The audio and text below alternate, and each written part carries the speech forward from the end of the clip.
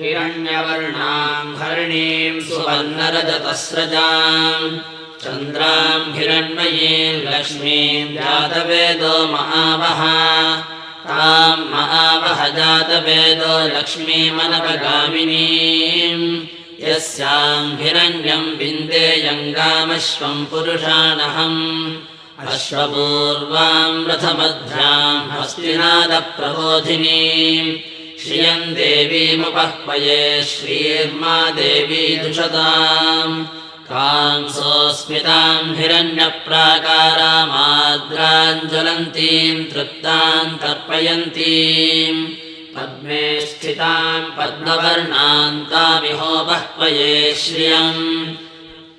चन्द्रां प्रभासां यशसाज्वलन्तीं श्रियं लोके देवजुष्टामुदानां तां पद्मिनीमीं शरणमहं प्रपद्ये अलक्ष्मीर्मे नश्यतां त्वां वृणे आदित्यवर्णे तव सोऽधिजातो वनस्पतिस्तव वृक्षोऽथ बिल्वः तस्य फलानि तपसा नुदन्तु मायान्तरायाश्च बाह्या अलक्ष्मीः उपैतु मां देवसखः कीर्तिश्च मणिना सह प्रादुर्भूतो